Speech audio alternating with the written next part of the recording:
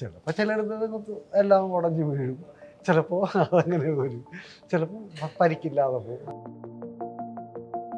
കലാകാരൻ എന്ന് പറയുന്ന നാടകം പരിപാടി എന്നെല്ലാം പറയുമ്പോൾ ഉള്ളിൻ്റെ ഉള്ളിൽ കഷ്ടപ്പാടും പ്രശ്നങ്ങളും ഒക്കെ ഉണ്ടാവും. കാരണം നമ്മൾ എൻ്റെ ചിരിക്കാത്ത ഒറ്റ ഫോട്ടോ ശരിക്കും നിങ്ങളുടെ ഉള്ളിൽ കനൽ കത്തുക. സത്യം. മേക്കപ്പ് വേണോ? വേണ്ട, മേക്കപ്പ് ഒന്നും ചെയ്യണ്ട. മേക്കപ്പ് ഇത് തന്നെ മതി, ബെസ്റ്റാണ്. കോസ്റ്റ്യൂം നല്ലതല്ലേ? ഇത് ഒന്നുമില്ല. അയാളൊരു പേരിട്ട് വെച്ചേക്കും കഥാപാത്രത്തിന്.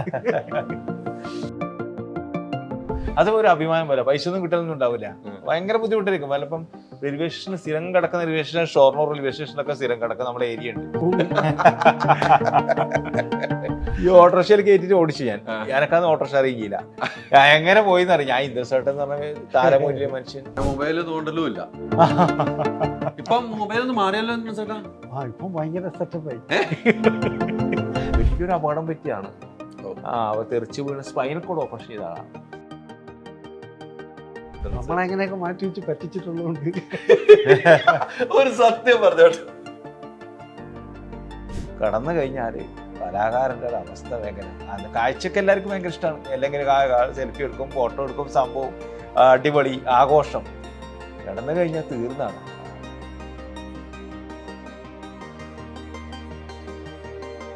നമസ്കാരം. പുത്തൻ സിനിമയുടെ വിശേഷങ്ങൾ പങ്കുവയ്ക്കാൻ രണ്ട് അതിഥികൾ.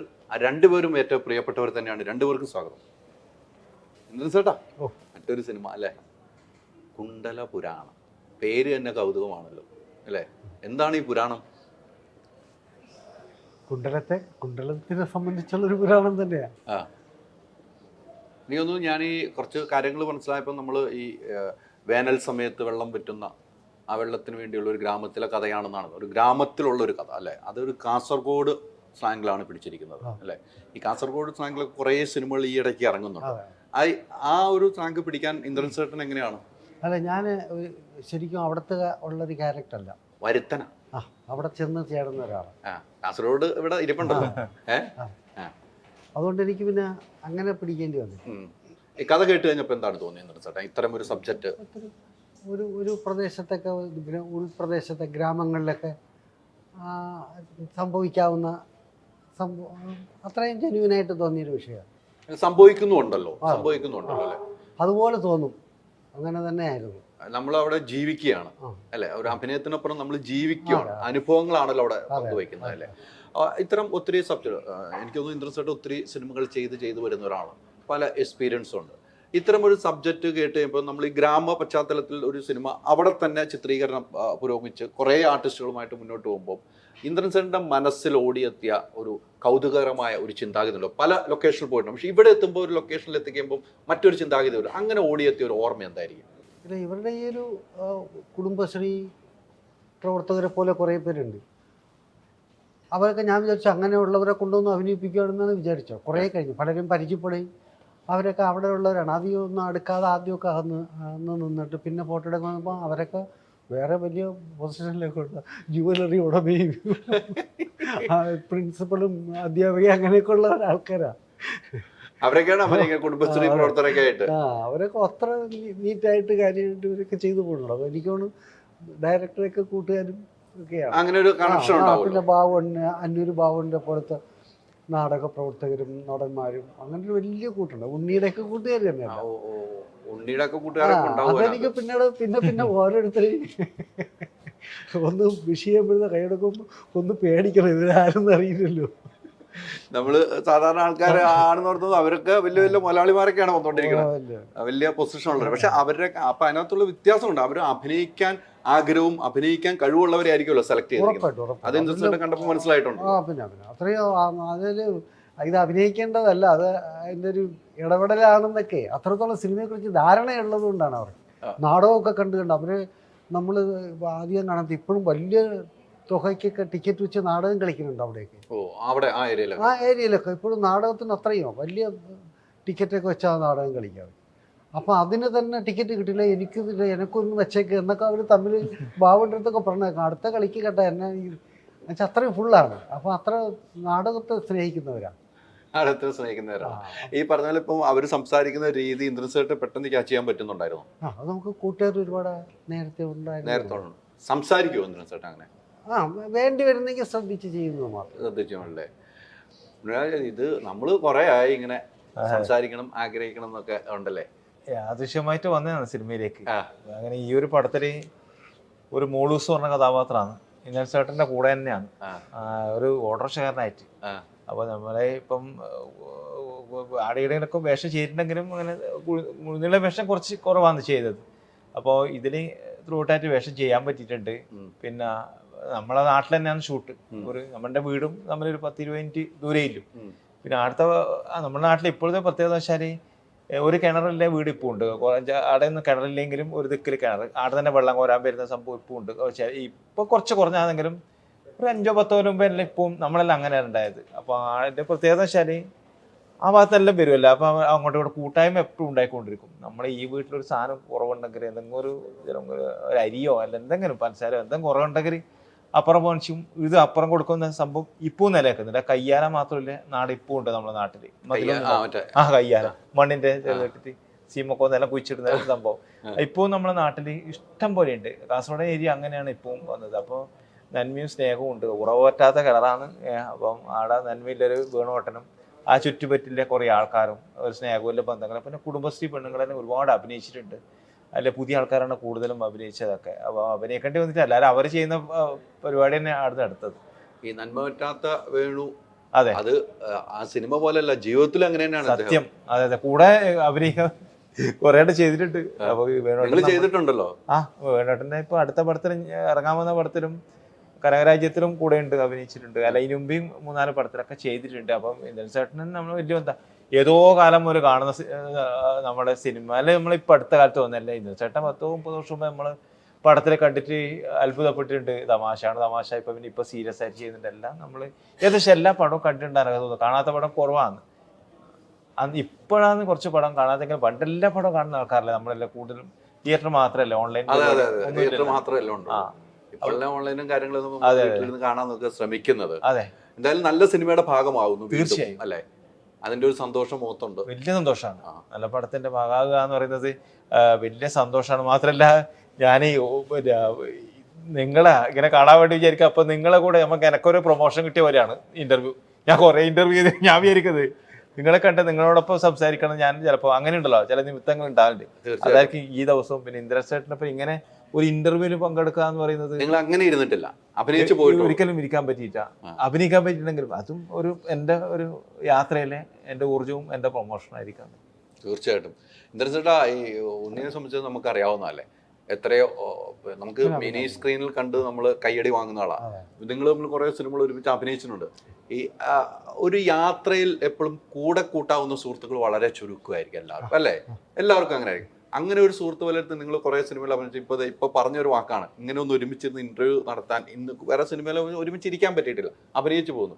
അതൊക്കെ ഒരു മനസ്സിൽ തട്ടി പറയുന്നതായിട്ട് എനിക്ക് തോന്നിയിരിക്കുന്നത്. ഇന്ദ്രൻ ചേട്ടൻ ഒരു കാഴ്ചപ്പാട് എങ്ങനെയാണ് ഈ ഒരു ആക്ടറെയാണ് ഞാൻ എനിക്ക് കുറച്ച് കൂടുതൽ സ്വാതന്ത്ര്യമായിട്ട് ഇവിടെ വെച്ച് കണ്ടാൽ വിളിക്കാനോ അല്ലെങ്കിൽ കൂടെ കൂട്ടാനൊക്കെ എങ്ങനെയോ ഒരു അടുപ്പം തോന്നും ഉണ്ണിയെ കാണുമ്പോഴത്തേക്ക്. അങ്ങനെ പ്രത്യേകിച്ച് ഒരു നടനായിട്ട് തോന്നില്ല. ചില കൂട്ടുകാരെ കാണൂല, അതുപോലെ ആ ഒരു ബന്ധമാണ് അല്ലേ. ആ ഒരു ബന്ധം. ഇന്ദ്രൻ ചേട്ടാ, ഞാൻ നേരത്തെ ചോദിച്ചതുപോലെ തന്നെ ഒത്തിരി സിനിമകൾ ചെയ്ത് പോകും തോറും വീണ്ടും ക്യാരക്ടറുകൾ മാറുന്നുണ്ട്. ഇന്ദ്രൻ ചേട്ടൻ്റെ ഗെറ്റപ്പുകൾ മാറിയ സിനിമകൾ. എനിക്കെപ്പോഴും ഇന്ദ്രൻ ചേട്ടൻ്റെ ഗെറ്റപ്പ് മാറിയ സിനിമ ഉടൽ തന്നെയാണ് എൻ്റെ മനസ്സിൽ ആഴത്തിൽ പതിഞ്ഞ സിനിമ. അത് തന്നെയാണ്, അതൊരു വേറെ ലെവൽ സിനിമയാണ്. അത്തരമൊരു കഥാപാത്രങ്ങൾ വീണ്ടും ഇന്ദ്രൻ ചേട്ടനെ തേടി വന്നിട്ടുണ്ടോ? ഇങ്ങനെ ഒരു കഥാപാത്രങ്ങൾ തേടി വന്നിട്ടുണ്ടോ? ആ രീതിക്ക് ഒരു മൂടുള്ള കഥാപാത്രം. ചില കഥാപാത്രങ്ങൾ ക്യാരക്ടറൊക്കെ പറഞ്ഞിട്ടുണ്ട്. പക്ഷെ നമ്മൾ ചിലപ്പോൾ വിചാരിക്കുന്നതല്ല, മേക്ക് ചെയ്തെടുക്കുന്നതിൻ്റെ ഒരു അതിന്റെ കഴിവ് വേറെയാണ്. അതൊക്കെ ഉണ്ട്. അപ്പോൾ എല്ലാം ഓരോ സിനിമയും വരുമ്പം വ്യത്യാസമുള്ളൊരു കഥാപാത്രവും ഭയങ്കരമായിട്ട് സ്വപ്നം കണ്ടിട്ടൊക്കെയാണ് പോണത്. ചിലപ്പോൾ ചിലയിടത്ത് എല്ലാം ഉടഞ്ഞു വീഴും, ചിലപ്പോൾ അതങ്ങനെ വരും, ചിലപ്പോൾ പരിക്കില്ലാതെ പോകും. അങ്ങനെയൊക്കെയാണ് എല്ലാം എല്ലാ ആവേശത്തോടെ തന്നെയാണ് തുടങ്ങുന്നത്. വരുന്നുണ്ട്. ഇന്ദ്രൻ ചേട്ടൻ പഴയ സ്വഭാവത്തിൽ നിന്ന് ഇപ്പോഴും മാറ്റം സംഭവിച്ചിട്ടില്ല എന്ന വിഷയത്തിൽ. ഇപ്പോഴും പൈസയുടെ കാര്യത്തിലാണെങ്കിലും എന്ത് കാര്യത്തിനാണെങ്കിലും ഭയങ്കരമായിട്ടൊരു വിട്ടുവീഴ്ച ചെയ്യുന്നു എന്നൊക്കെയാണ് ഞാൻ കേട്ടിരിക്കുന്നത്. അപ്പൊ അങ്ങനെ ഉണ്ടോ? ചിരിയൊക്കെ ബലം പിടിക്കുന്നുണ്ട്. ബലം പിടിക്കുന്നുണ്ട് ഇച്ചിരിയൊക്കെ. എല്ലാ രക്ഷയില്ല. നമ്മളൊന്ന് വിട്ടുവീഴ്ച കഴിഞ്ഞാൽ പിന്നെ നമ്മളിലേക്ക് തന്നെ കയറുമെന്ന് ഉറപ്പുള്ളതുകൊണ്ട് ഇച്ചിരി ബലം പിടിക്കുന്നുണ്ടല്ലേ? അല്ല, അത് വേണ്ടേ? ഇപ്പോഴത്തെ കാലഘട്ടത്തിൽ അത് വേണ്ടേ? വേണം. എന്നാലും വേണം, വേണ്ടതും നമുക്കറിയാം, എല്ലാത്തതും അറിയാമെന്നുള്ള രണ്ടും തിരിച്ചറിയാം. അങ്ങനെ ചെയ്യുന്നുണ്ട്. ഈ കഥകൾ കേട്ട് കഴിയുമ്പോൾ പല കഥകളും വേണ്ട എന്ന് വെക്കുന്ന സാഹചര്യം ഉണ്ടായിട്ടുണ്ട് ഇന്ദ്രൻസേട്ടൻ. എനിക്കത് വേണ്ട, ഞാൻ ചെയ്ത തൃപ്തിയാവില്ല, എനിക്ക് തന്നെ സ്വയം തോന്നുന്നു, അങ്ങനെ വേണ്ടാന്ന് വെച്ചിട്ടുണ്ട് ഇന്ദ്രൻസേട്ടൻ? അങ്ങനെ അത്രത്തോളം ധാരാളമായിട്ട് സിനിമയിൽ നമുക്ക് വരാറില്ലല്ലോ ആണ്. അപ്പം അതിൽ അയ്യോ ഇത് ഞാൻ കുറേ ചെയ്തതാണ് എന്ന് പറഞ്ഞിട്ടുണ്ട്. എങ്കിലും പറഞ്ഞിട്ടും അല്ല ഇത് നമ്മൾ മേഖല മാറുമെന്നൊക്കെ പറഞ്ഞ് വീണ്ടും വശമതിനായി പോകും. അതുപോലെയല്ലേ ഇതെന്നൊക്കെ പറയും, വ്യത്യാസമൊന്നും വരില്ല. അത് കറക്റ്റ് മറുപടി ആവട്ടെ. വീണ്ടും അതിൽ നമ്മൾ പെട്ടുപോവാണ് അല്ലേ? വന്നു കഴിയുമ്പോൾ ഒന്നും ആവുന്നില്ല. അതുകൊണ്ട് അങ്ങനെ ഒരു ഒഴിവാക്കിയിട്ടൊന്നുമില്ല. വരുന്ന അത്രയ്ക്കൊക്കെ തന്നെ നമുക്ക് വരുന്നത് പോവാതിരിക്കാനാണ് നോക്കുന്നത്. എങ്ങനെയെങ്കിലും ഒന്നും പോവാണ്ട് ചാടി പോവാണ്ട്. ഇന്ദ്രൻസേട്ടൻ തന്നെ അഭിനയിക്കണം, അത് വേറെ ആരും അഭിനയിച്ചാകുന്നില്ല. പല ആർട്ടിസ്റ്റുകളും വേറെ ആളുകൾ അഭിനയിച്ചാലാവുന്നു. പക്ഷെ ഇന്ദ്രൻസേട്ടൻ്റെ കഥാപാത്രം ഇന്ദ്രൻസേട്ടൻ തന്നെ വിധിച്ചതായിട്ടാണ് ഞാനൊക്കെ കണ്ടിരിക്കുന്നത്. ഞാൻ എത്രയും നാളുകൊണ്ട് സിനിമകൾ കണ്ടുവരുന്നു, ഇന്ദ്രൻസേട്ടൻ്റെ പടങ്ങൾ കണ്ട് വളർന്നു വന്ന ഒരു വ്യക്തിയൊക്കെയാണ് ഞാൻ.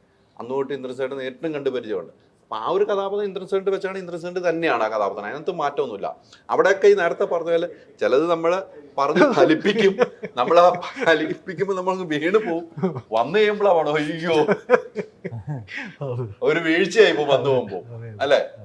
ഈ ദുഃഖങ്ങളൊക്കെ വരുമ്പോൾ എന്ത് ചെയ്യണം? സാധാരണ ദുഃഖങ്ങൾ എല്ലാവർക്കും, ഇന്ദ്രൻസേട്ടനൊക്കെ ഒത്തിരി ദുഃഖങ്ങളൊന്നും ഉള്ള മനുഷ്യരല്ല, പണ്ടൊക്കെയാണ്, ഇപ്പോൾ ഒന്നും അങ്ങനെയല്ല. അങ്ങനെയൊക്കെ വരുമ്പോൾ എന്താ ചെയ്യണം ഇന്ദ്രൻസേട്ടൻ? കുറേ നേരം ഒറ്റയ്ക്കിരിക്കും, പിന്നെ എന്തെങ്കിലുമൊക്കെ വായിച്ചോ കണ്ടോ അത്രയൊക്കെ അങ്ങ് പോവും. പിന്നെ ഇത് നമുക്കിത് അതിൻ്റെ കൂടെ ഉള്ളതാണെന്ന് കുറേ ജീവിത പരിചയവും വെച്ചറിയാലോ. വരും, കഠിനമായിട്ട് ദുഃഖം വന്നേക്കാം, നമുക്കിപ്പോൾ കുഴപ്പമില്ലെങ്കിലും എന്തോ വരാനിരിക്കുന്നു എന്നൊക്കെ നമുക്കറിയാൻ പറ്റുമല്ലോ. തീർച്ചയാണ് നമ്മൾ അങ്ങനെ ഉൾക്കൊണ്ടും പോവും അല്ലേ? ഒരു സുഹൃത്തിനൂടെ ഒരു ദുഃഖമുണ്ടല്ലോ, അതെ, പ്രതീക്ഷിക്കാതെ എന്തൊക്കെ വരും. ചിലപ്പോഴൊക്കെ മനസ്സിൽ തന്നെ തോന്നും ഒരുപാട് സന്തോഷമൊക്കെ വരുമ്പോൾ എന്തോ വരാനുണ്ടെന്ന് തോന്നും. മുൻകൂട്ടി നമ്മള് അല്ലേ ചിന്തിക്കും. അല്ല, അങ്ങനെ ആ ചിന്താഗതി എല്ലാവർക്കും ഉള്ളതാണ് ഇന്ദ്രൻസേട്ടൻ, എല്ലാവർക്കും ഉള്ളതാണ് ആ ചിന്താഗതി. അങ്ങനെ വരികയും ചെയ്യും. ഈ അവാർഡുകൾ കിട്ടിക്കഴിയുന്നതുകൊണ്ട് വീണ്ടും സിനിമകൾ, ഇപ്പം എനിക്ക് അവാർഡ് കിട്ടിയപ്പോൾ ഞാൻ തോന്നുന്നു ഇന്റർവ്യൂ എടുത്താണ്, വീണ്ടും സിനിമകൾ ചെയ്ത് കഴിയുമ്പോൾ നമുക്ക് കൊടുക്കുമ്പോൾ നല്ല വീണ്ടും നല്ലത് കൊടുക്കുന്നു, അങ്ങനെ ചിന്തിക്കാറില്ലല്ലോ ഇന്ദ്രൻസേട്ടൻ? ഈ നേരത്തെ പറഞ്ഞാൽ നമ്മൾ വീണു പോകുന്നതാണോ അതിൽ പോയി? അല്ല, അതിന് യോജിച്ച രീതിയിൽ ഡയറക്ടർ അനുസരിക്കുന്നത് തന്നെ ഉള്ളൂ മാർഗം, അത് തന്നെ ഉള്ളൂ. പിന്നെ പ്രമേയത്തിലൊക്കെ ശക്തമായ മാറ്റം അത് എല്ലാവരും ഒത്തുവരലാണ്. ചിലപ്പോൾ അത്രയും ധാരണയോടെ ഡയറക്ടർ ആ ക്യാരക്ടറിനനുസരിച്ച് നമ്മളൊരു ഗെറ്റപ്പ് മാറ്റോ കോസ്റ്റ്യൂമിൽ ഒക്കെ മാറ്റം, അതിൽ വിട്ടുവീഴ്ചയില്ലാതെ. ചിലപ്പോൾ നമുക്ക് തരുന്ന ഭക്ഷണത്തിലെത്തി കുറയ്ക്കാം, താമസ സൗകര്യം കുറയ്ക്കാം, എങ്കിൽ ഇതിൽ ഞാൻ വിട്ടുവീഴ്ച ചെയ്യില്ല എന്ന് പറയുന്ന സിനിമകളുണ്ടല്ലോ ഫ്രെയിമിൽ വരുമ്പം. അങ്ങനെയുള്ള സിനിമയിൽ ഉള്ളിടത്ത് നമ്മൾ കൂടിയില്ലെങ്കിൽ നന്നാവില്ല. തീർച്ചയായിട്ടും ബാക്കി എല്ലാ വിട്ടുവീഴ്ചയ്ക്കും തയ്യാറാണ്. അതുകൊണ്ട് നമുക്ക് അത് അങ്ങനെയൊക്കെ വരുന്നിടത്താണ് നമുക്ക് ഒന്ന് വിട്ടുകൊടുക്കേണ്ട കാര്യമില്ല എന്നൊക്കെ തോന്നിപ്പോകുന്നത്. അങ്ങനെയാണ് അതാണ് ചില ക്യാരക്ടർ ആവുന്നത്. ചിലപ്പോൾ നമുക്കൊന്ന് ചെന്ന് അവരെ കുപ്പായം മാറി ഇതേപോലെ ചെന്നിരുന്ന് അഭിനയിക്കേണ്ടി വരുന്ന ഒരുപാട് അവസ്ഥയുണ്ട്. മേക്കപ്പ് വേണോ? വേണ്ട, മേക്കപ്പ് ഒന്നും ചെയ്യണ്ട, മേക്കപ്പ് ഇത് തന്നെ മതി, ബെസ്റ്റാണ്, കോസ്റ്റ്യൂം നല്ലതല്ലേ, ഇത് ഒന്നുമില്ല. അയാളൊരു പേരിട്ട് വെച്ചേക്കും കഥാപാത്രത്തിന്. അപ്പം എല്ലാം മാറണോ? ഈ ക്യാരക്ടർ മാറുമ്പോഴത്തേക്ക് എല്ലാം അതുപോലെയല്ലേ? അങ്ങനെയൊക്കെ ചിന്തിക്കുന്ന ആൾക്കാർ കുറവാണ്. അത് അഡ്ജസ്റ്റ് ചെയ്യാൻ വേണ്ടിയിട്ടും ചിലപ്പോൾ അവർ തിരഞ്ഞു വെച്ചിരിക്കുന്ന പൈസ കുറച്ച് എത്രയും പെട്ടെന്ന് തീർക്കാൻ വേണ്ടിയിട്ടുമൊക്കെയാണ്. അങ്ങനെയൊക്കെ ചെയ്യാൻ സിനിമയല്ലാതെ ഒരുപാട് സാധ്യതകളുണ്ട്. എന്നാലും സിനിമയെ തന്നെ കടിച്ചു തൂങ്ങുകയും ചെയ്യും. അപ്പൊ നമ്മൾ അവിടെയും ചെന്ന് ചേർന്നിട്ട് സിനിമയാണല്ലോ ദൈവമേ നശിപ്പിക്കുന്നതെന്ന് അറിഞ്ഞുകൊണ്ട് സഹകരിച്ചും പോകും. അങ്ങനെ ചിന്തിക്കും അല്ലേ? നമ്മൾ പെട്ടുപോകുന്നു അതിനകത്ത്. അത് ഇന്ദ്രൻസേട്ടൻ പറയുന്നത് അങ്ങനെ ഒത്തിരി ആളുകളുണ്ട്. ഇന്ദ്രൻസേട്ടാ ഈ സിനിമയാണല്ലോ എന്ന് അവരൊരു ആഗ്രഹമാണ്, അവരൊരു സിനിമ എന്നുള്ള ആഗ്രഹമായിട്ട് വരുന്നവരാണ് ആ പ്രൊഡ്യൂസർ അല്ലെങ്കിൽ ആ സംവിധാനം അല്ലെങ്കിൽ ആ എഴുത്തുകാരൻ. ആ വന്നു കഴിയുമ്പോൾ ഇങ്ങനെ പെട്ടുപോകുന്ന എത്രയോ പേരുണ്ടെന്നറിയോ? അങ്ങനെ പെട്ടുപോകുന്ന ആളുകളും ഉണ്ട്. പക്ഷെ അവിടെ നല്ല മനസ്സ് ഇന്ദ്രൻസേട്ടൻ കൊടുക്കുന്നുണ്ട്. ആ മേക്കപ്പ് ഇല്ലെങ്കിലും ആ കോസ്റ്റ്യൂം ഇല്ലെങ്കിലും ഞാൻ റെഡിയാണെന്ന് പറയും. അത് പിന്നെ ഒന്നും ചെയ്യാനില്ല. അവിടെ എത്തിപ്പോയി നമ്മൾ. പറയുമ്പോൾ ഒത്തിരി വാക്കുകളായിരിക്കും. നേരത്തെ പോലെ നമ്മൾ വീണ് പോകും. ഒന്ന് പറഞ്ഞു പോകുമ്പോഴാണ് ആ സിറ്റുവേഷൻ അറിയുന്നത്. ഇതൊക്കെ ഒരു പാഠമാണ് കേട്ടോ, അല്ലേ? അതെ. അല്ലെങ്കിൽ നമ്മൾ അങ്ങനെ ഒരു സ്വപ്നം കാണാണ്ടിരിക്കണം. എനിക്ക് സമാധാനമോ സ്വസ്ഥം, ഒരു പ്രശ്നമില്ല. നേരെ പോവാ, ചെയ്തിട്ട് വരിക. ആലോചനപ്പെട്ടുകൊണ്ടിരിക്കും. പേപ്പർ ഗ്ലാസ്സിലാണെങ്കിലും ചായ കുടിക്കുക, ചില്ല് ഗ്ലാസ്സിലാണെങ്കിലും കാള കുടിക്കുക, കുടിച്ചിട്ട് നമ്മൾ അവിടെ ഒന്നും ചിന്തിക്കല്ലേ, അല്ലേ? അതാണ് അതിന്റെ പോയിന്റ്. ഒന്നും ചിന്തിക്കാതെ പോവാ. സ്വപ്നം കണ്ടു പോയാൽ എല്ലാം ചിലപ്പം ഉടഞ്ഞു പോകും. അത് ശരിയാണ്. ചിലപ്പം ഞെട്ടിക്കും. നമ്മൾ ചെറുത് നോക്കിയപ്പോ അവിടെ പോകുമ്പോ തകർന്നു പോകും. നമ്മൾ ഉറങ്ങാൻ തന്നെ തോന്നാതെ നമ്മളിങ്ങനെ ഉയരും. അനുഭവങ്ങൾ ഒത്തിരി ഉള്ള മനുഷ്യനല്ലേ, അല്ലേ? എത്ര നാളായി നിൽക്കുന്നത്. ഈ കോസ്റ്റ്യൂമിന്റെ കാര്യം വന്നപ്പം ഇന്ദ്രൻസേട്ടന് കോസ്റ്റ്യൂം എന്താണെന്ന് കൃത്യമായിട്ട് അറിയാം. അദ്ദേഹം കോസ്റ്റ്യൂമറായിട്ടല്ല വന്ന് ഓരോ ഷർട്ട് കണ്ടാലും ഇത് കണ്ടാലും ഇന്ദ്രൻസേട്ടൻ അറിയാൻ പറ്റും. പക്ഷെ ഇന്ദ്രൻസേട്ടൻ കൊണ്ടുത്തരുന്ന ഒരു ഷർട്ട് അല്ലെങ്കിൽ ഒരു പാൻറ് അത് കമ്പനി ആണോ എന്ന് നോക്കാറുണ്ടോ? ബ്രാൻഡുള്ള ആ സാധനമാണോ? അങ്ങനെയൊക്കെ നോക്കും ഇന്ദ്രൻസേട്ടൻ? ഇല്ല, നമുക്ക് എന്തും തൃപ്തനാണ്. രാവിലെ അങ്ങോട്ട് മാറ്റി വെച്ചാൽ എല്ലാ സാധനവും ഒരു വിഷയമില്ല, അല്ലേ? ഇതാണ് ഇന്ദ്രൻസേട്ടൻ. നമ്മളെങ്ങനെയൊക്കെ മാറ്റി വെച്ച് പറ്റിച്ചിട്ടുള്ളതുകൊണ്ട് ഒരു സത്യം പറഞ്ഞോട്ടെ, അങ്ങനെ ഒട്ടിച്ചു കൊടുത്തിട്ടുണ്ടല്ലേ? അല്ല എന്ത് ചെയ്യാൻ പറ്റും? കൊടുക്കുമ്പോ ലേബിലൊക്കെ ഒക്കെ ആയിരിക്കും, അല്ലേ? അനുഭവം ഉണ്ട്. അത് കൃത്യമായിട്ടും മറുപടി കേട്ടോ. അല്ല, അവിടെ ഒന്നും ഒളിച്ചു വെക്കുന്നില്ല എന്നുള്ളതാണ്. ഞാൻ വന്ന വഴി അതേ വഴി നമ്മൾ സ്വീകരിക്കാൻ തയ്യാറെന്നുള്ളതാണ് ഇന്ദ്രൻസേട്ടൻ പറഞ്ഞത്. അത് കൃത്യമാണ്. ഇന്ദ്രൻസേട്ടൻ ഇങ്ങനെ മനസ്സ് തുറന്ന് സംസാരിക്കുമ്പോഴാണ് ഇന്ദ്രൻസേട്ടൻ വീണ്ടും വീണ്ടും സ്നേഹം കൂടുന്നത്. ആളുകൾക്ക് എല്ലാവർക്കും, പ്രേക്ഷകർക്ക് അന്നും ആ പ്രേക്ഷകർ ഇഷ്ടപ്പെടുന്നതാണ് ഇന്ദ്രൻസേട്ടൻ ഇന്നും നിൽക്കുന്നത്, അല്ലേ? അല്ലെങ്കിൽ ഫ്രെയിമിൽ നിന്ന് തന്നെ പോകാമല്ലോ. ഇന്നും ആ പ്രേക്ഷകർ ഇന്ദ്രൻസേട്ടൻ സ്ക്രീനിൽ കാണാൻ ആഗ്രഹിക്കുന്നു. അപ്പോൾ ഡയറക്ടർമാർ തേടി വരുന്നു, പ്രൊഡ്യൂസർമാർ ഇന്ദ്രൻസേട്ടൻ എന്ന് പറയുമ്പോൾ പണം മുടക്കാൻ തയ്യാറാവുന്നു. അതാണ് എൻ്റെ ഒരു മേൽക്കൈ എന്ന് ഞാൻ കാണുന്നത്. ഞാൻ ഒത്തിരി ഈ സിനിമകളൊന്നും ചെയ്തിട്ടില്ലെങ്കിൽ ചെയ്ത സിനിമകളൊക്കെ ശ്രദ്ധിക്കപ്പെട്ട സിനിമകളാണ്. ഈ നിങ്ങൾ ഈ കാസർഗോഡ് സ്ലാങ് എന്ന് പറയുമ്പോൾ അതിൽ തന്നെ പിടിച്ചാണ് സിനിമ. അതിൽ നിന്നൊന്നും മാറാൻ പറ്റിയിട്ടില്ല എന്ന് എനിക്ക് തോന്നുന്നു, അല്ലേ? ഇല്ല, ഞാൻ പുറത്ത് വന്നിട്ട് ഈ സിനിമ ചെയ്യുമ്പോൾ ഞാൻ പറഞ്ഞ ഭാഷ മാറ്റി പിടിക്കണ പറയുമ്പോൾ അല്ലല്ല ഇതാണ് നമുക്കിഷ്ടം, നിങ്ങൾ ഇങ്ങനെ പറയുന്നത് നമ്മൾ ആദ്യം നോട്ട് ചെയ്ത് നിങ്ങളാ അത് ഉണ്ണിനിക്ക് പറ്റും, ചെയ്യാൻ പറ്റും എന്ന് പറഞ്ഞാൽ ഞാൻ അങ്ങനെ കുറേ ഇപ്പം ഈ കട്ടപ്പനെല്ലാം ഒരു വേഷം ചെയ്തേ. അപ്പോൾ ആവേശം എന്തെങ്കിലും ഭാഷ മാറ്റി പിടിക്കാന്ന് വെച്ചിട്ട് പോകുമ്പോൾ അവർ പറഞ്ഞു വേണ്ട നിങ്ങൾ പറയുന്നത് നമുക്ക് ഇഷ്ടമാണ്, അത് കട്ടപ്പനയിലും കാസർഗോഡുകാരൻ വരാലോ, ആടെ പണിയെടുക്കാലോ, അപ്പോൾ ആ ഭാഷ മതി പറയും. അങ്ങനെ ഞാൻ അങ്ങനെ അധികം ചെയ്ത്. പിന്നെ ഇപ്പം ഇടയ്ക്കൊന്ന് മാറ്റി പിടിച്ച് ചെയ്തിട്ടുണ്ട്. ഇപ്പോൾ പറയാൻ പറ്റും. ഞാൻ കണ്ണൂർ കാസർഗോഡ് ജില്ലയാണെങ്കിൽ ചെറുവത്തൂര് എന്ന് പറഞ്ഞാൽ ഈ കണ്ണൂർ ബോർഡറാണ്. പിന്നെ അങ്ങ് പോകുമ്പോൾ ഭാഷ നമ്മളെല്ലാം മാറും. ഇപ്പം നീലേശ്വരം, കാഞ്ഞങ്ങാട്, പെരിയ അല്ലെങ്കിൽ കാസർഗോഡ്, കുമ്പള, മഞ്ചേശ്വരം എന്നെല്ലാം പറയുമ്പം 7 ഭാഷയല്ലേ, ശൈലിയും മാറും. അപ്പം ഞാൻ കുറച്ച് കണ്ണൂർ ശൈലിയാണ് എൻ്റെ കൂടുതലും പറഞ്ഞത്. ഇപ്പോൾ സംതൃപ്തനാണോ? സംതൃപ്തനാണ്. കാരണം നമ്മളെ പ്രതീക്ഷിക്കാണ്ട് നമ്മൾ ഒരിക്കലും സ്വപ്നത്തിൽ പോലും പ്രതീക്ഷിച്ചില്ല ഇങ്ങനൊരു എന്തെല്ലാം പണിയെടുക്കാതെ ഒരു പണിയില്ല, വാർപ്പതിയെ എല്ലാ സംഭവം ഉണ്ട്. എനിക്ക് ഏറ്റവും അത്ഭുതം തോന്നി വെച്ചാൽ പണ്ട് നമ്മൾ ഈ കല്യാണമെല്ലാം കഴിഞ്ഞിട്ട് ഇതെല്ലാം കലോത്സവം മതിയാക്കണം. കുറേ 20 വർഷം തുടർച്ചയായി സംസ്ഥാന സ്കൂൾ കലോത്സവ സമ്മാനം മേടിച്ചു കൊടുത്ത ഒരാളാണ്. 20 വർഷം.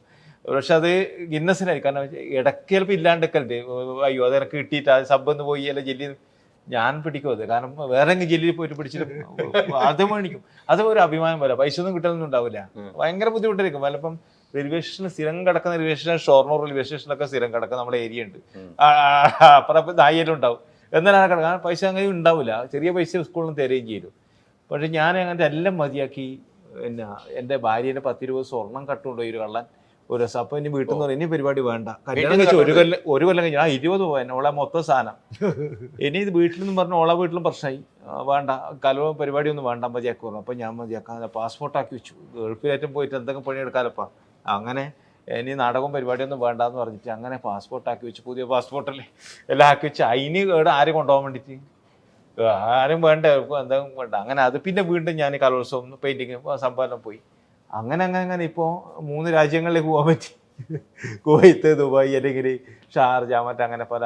അത് വെച്ചാൽ ഈ കലാകാരൻ്റെ ഞാൻ ഇതും ഇഷ്ടമാണ്, ഉള്ളിൽ നിറയെ ഇഷ്ടപ്പെടും. ജീവിത സാഹചര്യങ്ങൾ പ്രശ്നമാണ് സാറേ. അങ്ങനെ ഒരു വിഷയമുണ്ടല്ലോ. കലാകാരൻ എന്ന് പറയുന്ന നാടകം പരിപാടി എന്നെല്ലാം പറയുമ്പോൾ ഉള്ളിൻ്റെ ഉള്ളിൽ കഷ്ടപ്പാടും പ്രശ്നങ്ങളും ഒക്കെ ഉണ്ടാവും. കാരണം നമ്മൾ എൻ്റെ ചിരിക്കാത്ത ഒറ്റ ഫോട്ടോ നിങ്ങൾ ശരിക്കും നിങ്ങളുടെ ഉള്ളിൽ കനൽ കത്തി. ആ സത്യം, ഒറ്റ ഫോട്ടോ ചിരിക്കാത്ത ഫോട്ടോ ഇല്ല. എൻ്റെ ഫേസ്ബുക്ക് നോക്കിയാൽ നിങ്ങൾ നോക്കിയാൽ മതി. ആ ഉള്ളിൽ നീറുന്ന പ്രശ്നം കണ്ടാൽ ഞാൻ ചിരിച്ചിട്ടാണ് എപ്പോഴും പറയും ഉണ്ണിക്ക് എപ്പോഴും ഹാപ്പി ആണല്ലേ. ഉണ്ണിൻ്റെ ഉള്ളിൽ ഒരുപാട് പ്രശ്നങ്ങൾ ഉണ്ടാവും അല്ലേ. വരിയാൾക്കൊരു നല്ല വീടായിട്ട് അല്ലെങ്കിൽ കുറേ പ്രശ്നങ്ങളില്ലേ, എല്ലാവർക്കും ഉണ്ടാവും. ഓരോ കലാകാരന്മാർക്ക് പ്രശ്നങ്ങളാണ്. അപ്പൊ അങ്ങനെ വീണ്ടും ഒരു ഊർജ്ജം നിനക്ക് സ്റ്റേറ്റ് അവാർഡ് കിട്ടി. ടെലിവിഷൻ രംഗത്തെ മികച്ച ഹാസ്യതാരത്തിന്റെ അവാർഡ്. അങ്ങനെ ഒരിക്കലും ഒരു അവാർഡ് എന്ന് പറഞ്ഞാൽ ഞാൻ ആക്ടറാണോ എന്ന് ഞാൻ തന്നെ ചോദിക്കണ്ട. അമ്മ പറയില്ല നീ എന്നീ കളിക്കുന്നത്, നീ വീടിന്ന് പറഞ്ഞ പടി എന്നെ നീ ടി വിയിൽ അമ്മ മറിമായം കാണുമെന്ന് പറയാം. നീ എന്തൊക്കെ മാറ്റി വിടുക, നീ എന്നോട് പറയുന്നത് തന്നെ പറയണ്ട. അമ്മ ഇത്രേ വേണ്ടു അത് അവാർഡ് കിട്ടാ നിനക്ക് അവാർഡ് വെച്ചു. അവൾ സന്തോഷമല്ലേ വിട്ട് നിനക്കെന്തിന്റെ അവാർഡ് എന്നോട്. ഞാൻ സ്റ്റേറ്റ് അവാർഡാണ്. ഞാൻ തിരുവനന്തപുരത്ത് വായിച്ച് വലിയ സന്തോഷം. അമ്മ കൊണ്ട് കൊടുത്തത് അമ്മ കൃഷിയെല്ലാം കൊടുത്ത പോരെ, അമ്മക്ക് ഇത് അവാർഡും പോരെ, ആ മതി. നീ ഇപ്പൊ പണിക്ക് വലിയ ചുക്കല് ഇപ്പൊ 2-3 സജീവമായിട്ട് ഇരുണ്ടാകുമ്പോ നീ പെയിന്റ് പണിയും എല്ലാം നിർത്തേണ്ട ആവശ്യമുണ്ടോ? അത് ഇതിന്റെ ഒപ്പം ചെയ്യും പറ്റുന്നില്ല, അതുകൊണ്ടാണ് നിർത്തിയത്. അമ്മ ഇപ്പം എപ്പം ഇങ്ങനെ മറിമായം കാണും. ഇഷ്ടാണ്. കാരണം നമ്മളെ കുഞ്ഞുനാളിലെ അല്ലെങ്കിൽ അമ്മയും അച്ഛനാണ് ഈ സിനിമക്കെല്ലാം കൊണ്ടുപോയി. സെക്കൻഡ് ഷോ ജയന്റെ നസീറിന്റെ എല്ലാം പടം കണ്ട് അങ്ങനെ ഒരു ഇഷ്ടമുണ്ട് ഭയങ്കര. സിനിമാ നടനാവെന്ന് വിചാരിച്ചിട്ടാ ആയത് സന്തോഷമാണ്. കാരണം നമ്മളെ ഇപ്പം ഇനർ ബസ്സിൽ കിടക്കുമ്പോൾ നമ്മളെ TTR കൂട്ടിക്കൊണ്ടുപോയിട്ട് ആടെ ഇരുത്തും അതിൻ്റെ ഉള്ളിൽ. അല്ലെങ്കിൽ അങ്ങനെ സംഭവം ഉണ്ടല്ലോ, അറിയാതെ മലയാളികൾ അറിയാലോ, മറിവാദത്തിലെല്ലാം കണ്ട ഉണ്ണീന എല്ലാവർക്കും അറിയാവുന്നൊരു വലിയ സന്തോഷമല്ലേ ഇങ്ങനൊരു സ്പേസിൽ നിൽക്കാൻ പറ്റി എന്ന് പറയുന്നത്. ഇനി ഇന്ദ്രൻസേട്ടൻ നേരത്തെ പോലെ കണ്ടിന്യൂ ചെയ്യുക, സിനിമയായാലും നാടകമായാലും കലോത്സവമായാലും തുടർച്ചയായിട്ട് കണ്ടിന്യൂ ചെയ്തൊരു കലാകാരന് വലിയ 20 പോയിന്റ് തിരിച്ചു പിടിച്ചോ? ഏത് കട്ടോണ്ട് പോയി 20 പോയിന്റ് തിരിച്ചു പിടിച്ചോ? എല്ലാം ഇങ്ങനെ പോകും, ഒരു അഡ്ജസ്റ്റ്മെന്റിൽ കാര്യങ്ങൾ ഇങ്ങനെ പോകുന്നേ. കള്ളനെ പിടിച്ചോ? കള്ളനെ പിടിക്കൂല, അത് ഒരിക്കലും കിട്ടൂല. ഒത്തിരി അധ്വാനത്തിന്റെ പണമായിരുന്നല്ലോ അല്ലേ? മലമയ സ്ഥിരമായിട്ട് ഒരു 4 ദിവസം 8 ദിവസം ഉണ്ട് മനോരമ. അത് നമ്മുടെ ജീവിതത്തിൽ ഒരു ബലം തന്നെയാണ്. കാരണം സിനിമ ഇല്ലെങ്കിൽ അത് 1 മാസം 8 ദിവസം ഉണ്ട്. അപ്പോൾ ജീവിതത്തിന്റെ സാഹചര്യം ഒന്നും കുഴപ്പമില്ലാണ്ട് പോകും. ചേട്ടാ അതിൻ്റെ ഒരു പൈസ നമുക്ക് കൃത്യമായിട്ട് കിട്ടും. അത് നമ്മളെ ചേർത്ത് പിടിച്ച് വലിയൊരു അപകടം പറ്റിയാണ്. തെറിച്ച് വീണ് സ്പൈനൽ കോഡ് ഓപ്പറേഷൻ ചെയ്ത ആളാണ്. ജീവിതത്തിന്റെ മരണത്തിന് നൂൽപ്പാനത്തിടേണ്ടതാണ്. കാരണം 2 കൈയും വരാണ്ട് ഇങ്ങനെ കിടക്കുകയും 2 വർഷമായി. ഒരു ജയിലർ എന്ന് പറഞ്ഞ പടം ചെയ്തു, മലയാളം ജയിലർ. അത് ഓടിയില്ല, നല്ല പടമായിരുന്നു. ആ സമയത്ത് ഷൂട്ടിംഗ് കഴിഞ്ഞിട്ട് വരുമ്പോൾ നെട്ടൂരിന്ന് മാർക്കറ്റിന്ന് തെറിച്ചുപോയി. നാട്ടിലേക്ക് പോകേണ്ട 10 ദിവസം പഴയനെയായിരുന്നു ഷൂട്ട്. അങ്ങനെ ആരും കണ്ടില്ല, ആടെ കടന്നപ്പോൾ പിന്നെ ആരോ ഹിന്ദിക്കാരനൊക്കെ ആ ബായി നേരത്തെ പറയും മനസ്സിലായി, അവൾ പ്ലീസ് ഹെൽപ്പ് മീ എന്ന് പറയും. എണീക്കാൻ പറ്റുന്നില്ല. അങ്ങനെ അവർ ആരോ വിളിച്ചുകൊണ്ടെന്ന് ഹോസ്പിറ്റലിലെത്തി. പിന്നെ അവർ പറഞ്ഞു കുറച്ച് പ്രശ്നമാണ്, കയ്യും കാലം കടക്കലിന്ന് ആ വീട്ടിൽ നിന്ന് ആൾ വന്നാലേ ചെയ്യാൻ പറ്റുള്ളൂ പറഞ്ഞു. അങ്ങനെ വീട്ടിൽ നിന്ന് എൻ്റെ ഏച്ചി വന്ന് അപ്പോൾ ഉപ്പെല്ലോട്ട് കൊടുത്തിട്ട് ചെയ്തു. രക്ഷപ്പെടുന്നു ചോദിച്ചിട്ടാ. കാരണം വീട്ടിലെത്തിന് കിടന്നു 1 മാസം, അനങ്ങൂല, കയ്യും കാലും വരാതെ ഒരാളായിട്ട് മാറി. അപ്പം തന്നെ ഭയങ്കര ഒന്നുമില്ല, വട്ടപ്പൂജ. അതാണ് മനസ്സിലായത്. കലാകാരന് ഉണ്ടെങ്കിലേ ഇല്ലൂ അല്ലേ സംഭവം. ഒരു സംഘടന ഉണ്ടാവില്ല, സംഘടനയിലൊന്നും ഇല്ല, എന്നാലും വേറെ ഒന്നും ഇല്ല എന്നില്ല മനസ്സിലായി. ഭയങ്കര അവസ്ഥയായിരുന്നു അത്. പിന്നെ ഞാൻ കുറച്ച് മാറ്റം വന്നത്, ജീവിതത്തിൻ്റെ മാറ്റം വന്ന് മനസ്സിലാക്കിയ ഒരു കാര്യമുണ്ട്. കടന്നു കഴിഞ്ഞാൽ കലാകാരൻ്റെ ഒരു അവസ്ഥ ഭയങ്കര കാഴ്ചക്ക് എല്ലാവർക്കും ഭയങ്കര ഇഷ്ടമാണ്. അല്ലെങ്കിൽ സെൽഫി എടുക്കും, ഫോട്ടോ എടുക്കും, സംഭവം അടിപൊളി ആഘോഷം. കിടന്നു കഴിഞ്ഞാൽ തീർന്നാണ്. അപ്പം പിന്നെ ഭയങ്കര ബാങ്ക് ബാലൻസ് ഒക്കെ വേണം. അങ്ങനെ ആക്കാൻ വേണ്ടിയിട്ടൊന്ന് പണിയൊന്നും എടുത്ത് ചെറിയൊരു പരിപാടി ചെയ്ത് പോകുന്നതല്ലേ. ഇപ്പം കുഴപ്പമില്ല, ഇപ്പം കാര്യങ്ങൾ എല്ലാം ഉഷാറായി മാറി. പെട്ടെന്ന് മാറ്റം വന്നു, ജീവിതത്തിലൊരു മാറ്റമായിരുന്നു. ഇപ്പം കുഴപ്പമില്ല, സിനിമ ഉണ്ട്, ഒരുപാട് സിനിമകൾ ചെയ്യുന്നുണ്ട്. ഒരുപാട് സിനിമയിൽ തിയേറ്ററിൽ ഇറങ്ങാൻ വേണ്ടി ഒന്ന് പടമുണ്ട്. അല്ല അത് തന്നെയാണ് ഭാഗ്യം. കൂടെ നിൽക്കുന്ന ഒരു അമ്മയുടെ ഒക്കെ പ്രാർത്ഥന ഇന്നും കൂടുതലുണ്ടാവും. എനിക്ക് ഇപ്പോഴും അമ്മയുടെ കാര്യം പറഞ്ഞപ്പോഴാണ് എനിക്ക് ഞാനും ഇന്ദ്രൻസേട്ടും ചിരിച്ചതല്ലേ. പിന്നെ അമ്മനെ സംബന്ധിച്ച് ഇതൊരു ജോലിയല്ലോ, അത് നമ്മളുണ്ട്, കിടക്കാതെ പോയി പണിയെടുക്കുക. ആ ഒരു പാക്ക അമ്മയുടെ അല്ലേ. എനിക്ക് ഇന്ദ്രൻസേട്ടനും അമ്മയുമായിട്ട് ചേർന്ന് നിന്ന ഒരു മനുഷ്യൻ. നമുക്കറിയാലോ, ആ അമ്മയുടെ ഒരു സ്നേഹം കിട്ടുമ്പോഴാണ് നമ്മളൊരു വളർച്ച ഉണ്ടെന്ന്. അവരുടെ ഒരു പ്രാർത്ഥനയാണല്ലോ ഇപ്പൊ ഇവിടെ ഇരിക്കുന്നത് അല്ലെ. പ്രാർത്ഥന ഒരു മാറ്റമില്ലല്ലോ. ഓടി വന്ന് അമ്മേനെ പോയി കാണും. ഇപ്പം എൻ്റെ അടുത്ത് തന്നെ നിൽക്കും അമ്മ. അമ്മ തന്നെയാണ് എല്ലാം. ഇന്ദ്രൻസേട്ടനായിട്ട് നിങ്ങൾ ഇരിക്കുമ്പോൾ സെറ്റിലൊക്കെ നിങ്ങൾ ഇരിക്കുമ്പോൾ കുറെ തമാശകളൊക്കെ പറയല്ലോ, എന്തെങ്കിലും ചോദിച്ചു മനസ്സിലാക്കുന്നു. ഇന്ദ്രൻസേട്ടനെ ഞാനല്ലേ, ഇന്ദ്രൻസേട്ടൻ എന്താ പറയണ്ടേ, അവിടെ അവൻ ബിസിയാ, അവന്റെ വീടടുത്തില്ല, സ്വന്തക്കാരൊക്കെ ഏത് ധനം പറഞ്ഞ സിനിമയിൽ എനക്ക് വന്ന് ഞാൻ കണ്ട് തുടക്കം എൻ്റെ ഓർമ്മയിൽ ധനം മോഹൻലാലിന്റെ 30 വർഷമായിട്ടുണ്ടാവും. അപ്പൊ അത് ഭയങ്കര ഇഷ്ടമായിട്ടാ. കാരണം പിന്നെ എല്ലാം ഇന്ദ്രൻ നായകനായ പടം അന്നേ പണ്ടേ നായകനായിട്ടുണ്ട് ഒരുപാട് പടത്തിൽ സംഭവം തമാശ കോമഡിയാണ് ഉള്ള ഇന്ദ്രൻ ഉണ്ടെങ്കിൽ രസമാണ് അങ്ങനെ കണ്ട് എപ്പോൾ ഒരു ഷൂട്ടിംഗ് സ്ഥലത്ത് കണ്ടു ഞാൻ എല്ലാവരും പരിചയപ്പെട്ടു അപ്പോൾ വായിക്കുന്നതായി പുസ്തകം പിന്നെ ആ പടം റിലീസായില്ല പിന്നെ മരിച്ചുപോയി അതിലൊരാൾ ഒരു പിന്നെ കുറേ പോയി 5-6 വർഷമായിട്ട് അദ്ദേഹത്തെ നായകനാക്കിയിട്ടായിരുന്നു ആ പടം ചെയ്തത് പിന്നെ ഇന്ദ്രൻ അഭിനയിച്ചിട്ടായിരുന്നു 5-6 കുടുംബം അപ്പോൾ അന്ന് ഞാൻ അപ്പം പുസ്തകം അപ്പോൾ ഒരു കള്ളാസ് ആടുന്ന് എടുത്തിട്ടുണ്ട് വായിക്കുന്നു ഞാൻ അപ്പോൾ വായിച്ചുകൊണ്ട് പറയണം ഇപ്പോഴും വായന ഭയങ്കര സംഭവമാണ് അപ്പോൾ ഞാൻ പോയി പരിചയപ്പെട്ടു അപ്പോൾ ഇന്നോട് ഇടിയിരിക്കും അങ്ങനെ ഇരുന്ന് ഇന്ദ്രൻ ഓർമ്മ 6 കൊല്ലം ഇരുന്നിരുന്ന് നമ്മൾ സംസാരിച്ചു പിന്നെ പല പടത്തിൽ അഭിനയിക്കാൻ പോയി ഇപ്പം ഇതിൽ നമുക്ക് 10-20 ദിവസം ഒന്നിച്ചാ നല്ല രസമായിരുന്നു വളരെ രസമാണ് നമ്മൾ നൈറ്റ് ഷൂട്ട് ഉണ്ടായിരുന്നു ഡേ ഷൂട്ടിനാണ് ഈ ഓട്ടോറിക്ഷക്കാരനാണ് ഞാൻ എനിക്ക് പ്രണയലുണ്ട് അപ്പോൾ ഓട്ടോറിക്ഷയിൽ ഇന്ദ്രൻ ചേട്ടൻ്റെ അടുത്തേക്ക് ഞാൻ ഓടിച്ചു ഓട്ടോറിക്ഷ അറിയില്ല എനിക്കൊരു പ്രണയമൊക്കെ ഉണ്ടെന്ന് കഥാപാത്രത്തിന് പറഞ്ഞ രീതിയാണ് പറഞ്ഞത് ഈ ഓട്ടോറിക്ഷയിൽ കയറ്റിട്ട് ഓടിച്ചു ഞാനൊക്കെ ഓട്ടോറിക്ഷ അറിയില്ല എങ്ങനെ പോയിന്നറിയാം ഞാൻ ഇന്ദ്രൻ ചേട്ടൻ എന്ന് പറഞ്ഞ താരമൂല്യ മനുഷ്യൻ മുമ്പിൽ വലിയ ക്യാമറ ലക്ഷങ്ങളിലെ ക്യാമറ ഞാനാന്ന് വലിയ വരെയൊന്നും ഇല്ലാത്ത ആൾ ഏച്ചിട്ട് ഞാൻ ഇന്ദ്രൻ ചേട്ടൻ ഓടിച്ചു റോഡ് ഇല്ല ലോറി പോകുന്നില്ലേ ബസ് പോകുന്നു കറക്റ്റ് അടിപൊളിയായിട്ട് ഡയറക്ടർ പറഞ്ഞു സൂപ്പറായി അല്ല നിങ്ങൾ രണ്ടും ഒരുമിച്ചുള്ള അഭിനയിക്കുന്ന സിനിമയിൽ വെച്ചാണ് കൊട്ടാരക്കര എവിടെയാണ് ഞാൻ വന്ന് കണ്ടത് നിങ്ങളെ കണ്ടത്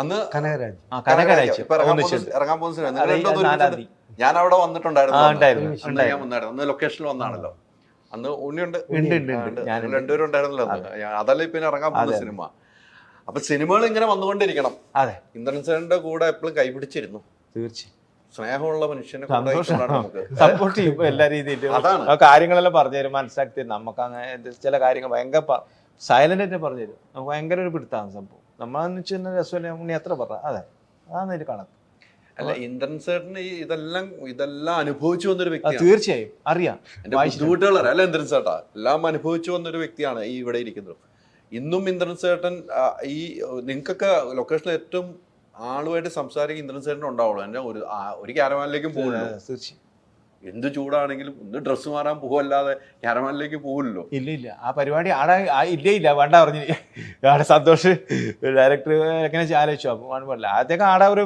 വീടിന്റെ സൈഡിലോ ഒരു മണ്ണിന്റെ കട്ടയോ എന്തെങ്കിലും ഉണ്ടെങ്കിലോ അല്ലെങ്കിൽ കല്ലിന്റെ സ്ഥലത്തോ ഇത് ഭക്ഷണം കഴിക്കും ഇരിക്കും ഒന്നും പ്രശ്നമില്ല നമ്മളെല്ലാവരും നോക്കും ആടെ അത്ഭുതമല്ലേ ഇന്ദ്രൻ ചേട്ടൻ എന്ന് പറഞ്ഞാൽ കാസർഗോഡിനെ ഒരു അത്ഭുതമായിട്ട് തന്നെ കണ്ട എല്ലാവരും സിനിമ ഇന്ദ്രൻ അറിയാത്തവർ ലോകത്തും മലയാളികളോ ആരുമില്ല അപ്പോൾ അദ്ദേഹം ഇങ്ങനെ ഏതെങ്കിലും സൈഡിൽ ഇരുന്നിട്ട് ഭക്ഷണം കഴിക്കും എല്ലാവരെ പോലെ ഇരിക്കും അപ്പം നമ്മൾ വായിച്ച് കേട്ടിട്ടുണ്ടായിരുന്നു ഇന്ദ്രൻ ചേട്ടനെ വായിച്ച് മനസ്സിലാക്കിയിട്ടുണ്ട് ഞാൻ കേട്ടു പക്ഷെ എല്ലാവർക്കും അത് പോയി ഒന്നും പ്രശ്നമില്ല എല്ലാവരെ പോയിരുന്നു അങ്ങനെ പ്രത്യേകിച്ച് ഒരു കസേര മൊബൈൽ തോണ്ടലും ഇല്ല ഇപ്പം മൊബൈൽ ഒന്ന് മാറിയല്ലോ ചേട്ടാ ഇപ്പം ഭയങ്കര സെറ്റപ്പായി അല്ല മൊബൈൽ മാറി ഞാൻ ഇന്നലെ കണ്ടായിരുന്നു ഇപ്പം വീഡിയോ എടുപ്പിക്കുമല്ലോ ആളുകള് അതൊന്നുമില്ല സിം കാർഡ് അതൊന്നും മാറ്റി ഇപ്പുറത്ത് കിട്ടുന്നേ ഉള്ളൂ വാട്സപ്പ് അങ്ങനെയൊന്നും വാട്സാപ്പ് ഇപ്പോഴും ഇല്ല ആ ഫോൺ മേടിച്ചിട്ട് വാട്സാപ്പ് ഇല്ല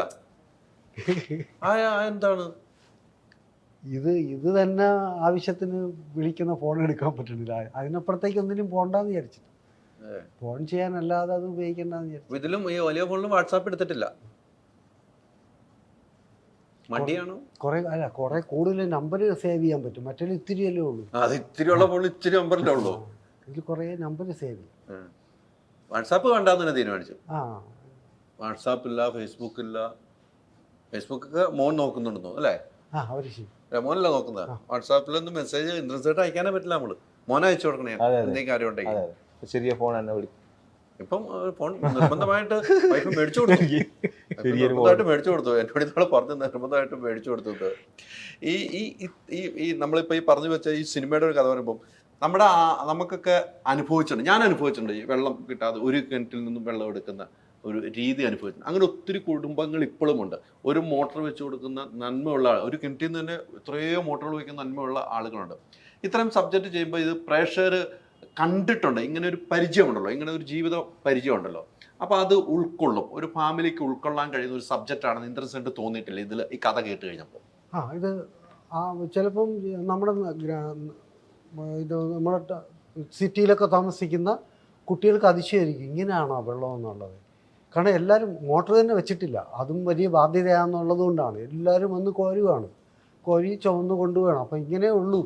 അപ്പം കിണർ പരക്കെ കുഴിച്ചാൽ വെള്ളം കിട്ടത്തില്ല. അപ്പം അങ്ങനെയൊക്കെയുള്ള സ്ഥലങ്ങളുണ്ട്. ഇങ്ങനെയാണ് വെള്ളത്തിൻ്റെ വില എന്നറിയുന്ന ചിലപ്പോൾ പുതിയ തലമുറയിലെ കുട്ടികൾക്ക് അതിശയമാവാം. സിനിമ അങ്ങനെ ഒന്ന് എല്ലാവരിലേക്ക് എത്താൻ കഴിയുകയാണെങ്കിൽ അതിൻ്റെ ഒരു വില എല്ലാവരും അറിയുകയും ചെയ്യും. തീർച്ചയായിട്ടും. അപ്പം അങ്ങനെ എത്തണം സിനിമ. അങ്ങനെ എത്തിയാൽ സത്യസന്ധമായ കാര്യമാണല്ലോ.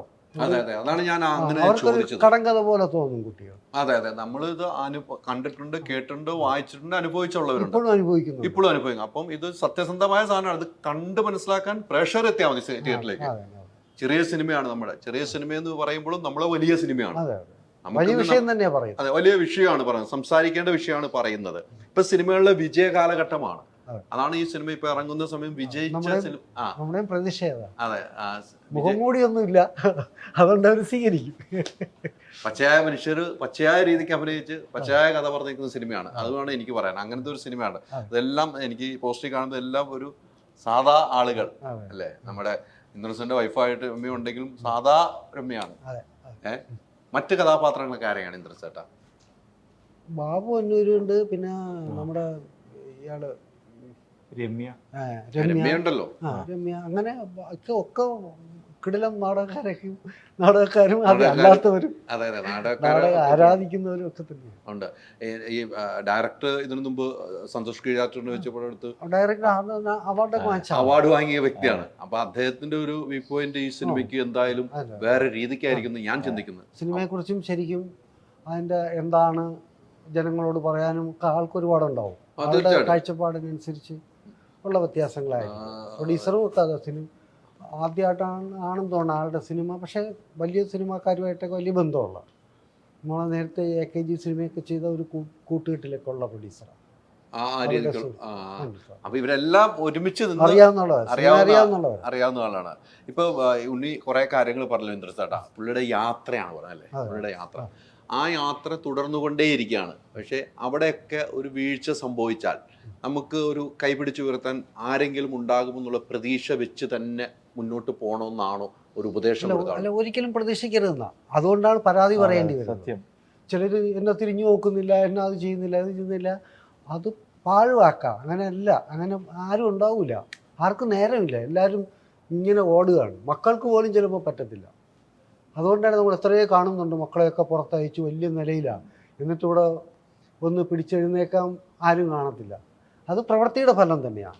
അത് നമുക്കുള്ള നമ്മൾ കരുതുക എന്നുള്ളതല്ല. നമുക്ക് എപ്പോഴും നമുക്കായിട്ട് വെച്ചിരിക്കണം. നമ്മൾ കരുതി ജീവിക്കുക മാത്രമേ ഉള്ളൂ. നമ്മൾ ആർക്കും കുറ്റം പറയാനോ പരാതി പറയണോ നമുക്ക് അവകാശമൊന്നും. കിട്ടിയാൽ കിട്ടുന്നത് ഭാഗ്യമെന്ന് മാത്രമേ ഉള്ളൂ. വളർന്നു വരുന്ന കൃത്യമായിട്ട് ചോദിച്ചു മനസ്സിലാക്കി അവനത് അനുഭവിച്ചതാണ്. അപ്പോൾ അയാൾക്ക് അറിയാതെ വീണാൽ വീണെടുത്താണ്. അങ്ങനെ ഒരു കലാകാരൻ വേറൊരുത്തിന് ഒരു വീഴ്ച വന്നാൽ ഇയാൾക്ക് പെട്ടെന്ന് അത് ഫീൽ ചെയ്യുകയും ചെയ്യും. ഇയാൾക്ക് പോയി നോക്കാം. മറ്റൊരു അനുഭവം ഇല്ലല്ലോ. അനുഭവമുള്ളവർക്കാണ് ഫീൽ ചെയ്യുള്ളൂ. കുണ്ടലപുരാണം നല്ല സിനിമയാണ്. തിയേറ്ററിൽ പോയി എന്തായാലും കാണില്ല. നമ്മൾ പറഞ്ഞത് പുരാണ പറഞ്ഞോണ്ടിരുന്നത്. അതാണ് നമ്മുടെ പുരാണ പറഞ്ഞോണ്ടിരുന്നത്. അപ്പൊ ഈ കുണ്ടല പുരാണത്തിന്റെ കഥകൾ എങ്ങനെയാണ് ഞാൻ നേരത്തെ പറഞ്ഞത്. നമുക്ക് ഒത്തിരി പുരാണം കാണാൻ പറ്റും ഈ സിനിമ കഴിഞ്ഞാൽ. നമ്മൾ അനുഭവിച്ചതും നമ്മൾ അയൽവാസി അനുഭവിച്ചതും നമ്മൾ ഈ സിനിമ കണ്ടിറങ്ങുമ്പോൾ നമ്മുടെ മനസ്സിൽ നമ്മുടെ അയൽവക്കത്തുള്ള ചേട്ടനാണോ ഇത്, അല്ലെ അയൽവക്കത്തുള്ള ചേച്ചിയാണോ, അങ്ങനെ നമുക്കൊന്ന് കണക്ട് ചെയ്യാൻ പറ്റിയാൽ ആ സിനിമയുടെ വിജയം വേറെ ആയിരിക്കും. അങ്ങനെ കണക്ട് ചെയ്യാൻ പറ്റുന്ന, കണക്ട് ചെയ്ത് കൊണ്ടുപോകുന്ന ഒരു സംവിധാനം എന്ന് എൻ്റെ ഒരു വിശ്വാസം. അദ്ദേഹത്തിന്റെ നേരത്തെ സിനിമ വെച്ച് ഞാൻ പറഞ്ഞതാണ്. സൂപ്പർ ഹിറ്റ് ആട്ടെ സിനിമ. എല്ലാവരും കാണണം തിയേറ്ററിൽ പോയിട്ട്. നമ്മൾ എന്തായാലും സിനിമയുടെ കൂടെ ഉണ്ടാവും. നമുക്ക് ഇത്ര ചെറിയ സിനിമകൾ വിജയിപ്പിച്ചെടുക്കാൻ നമ്മളും ബാധ്യസ്ഥനാണല്ലോ. നമ്മളിവിടെ ഇരുന്ന് ഇന്റർവ്യൂ, നിങ്ങളുടെ ഇന്റർവ്യൂ കൊടുത്തിട്ട് നമ്മൾ വരുമാനം ഉണ്ടാക്കണമെങ്കിൽ അതിന്റെ കൂടെ നിൽക്കാനുള്ള മാന്യത കാണിച്ചില്ലെങ്കിൽ നമ്മളൊക്കെ എന്ത് മാധ്യമപ്രവർത്തകൻ. ഞാൻ അങ്ങനെ കണക്കൂട്ടുന്ന ആളാണ്. എന്താവശ്യമുണ്ടെങ്കിൽ വിളിക്കാം. ഞാൻ പ്രൊഡ്യൂസറിന്റെ അടുത്തും പറയും, ഡയറക്ടറിന്റെ എന്താവശ്യമുണ്ടെങ്കിൽ വിളിക്കാമെന്ന് ഞാൻ പറഞ്ഞിട്ട് തന്നെ പോകും. അപ്പോൾ സൂപ്പർ ഹിറ്റ് ആകട്ടെ അല്ലേ. ചിരിച്ച മുഖം, രണ്ടും ചിരിച്ച മുഖമാണ്. അത് ആണ് ആ പറയുമ്പോൾ തന്നെ ചിരിച്ച മുഖത്തോടെ അവസാനിക്കുന്നു. ഇതിൻ്റെ എല്ലാ ബിസിനസ്സും നടക്കട്ടെ. ഇതിൻ്റെ 50-ാം ദിവസവും 100-ാം ദിവസവും ഒക്കെ ആഘോഷിക്കാനുള്ള ഭാഗ്യമുണ്ടാകട്ടെ. എന്തായാലും തെറ്റില്ലാത്തൊരു സിനിമയാണ്. പ്രേക്ഷകർ തിയേറ്ററിൽ പോയി കാണേണ്ട സിനിമയാണ്. ഇപ്പോഴത്തെ കാലഘട്ടത്തിൽ നമ്മൾ പണ്ടത്തെ കാലഘട്ടവും എല്ലാം കൂട്ടി വായിച്ച ഒരു സിനിമയാണ്. ആ ഉള്ളിലെ നീറ്റുകൾ അറിയാൻ ഈ സിനിമ കാണുക.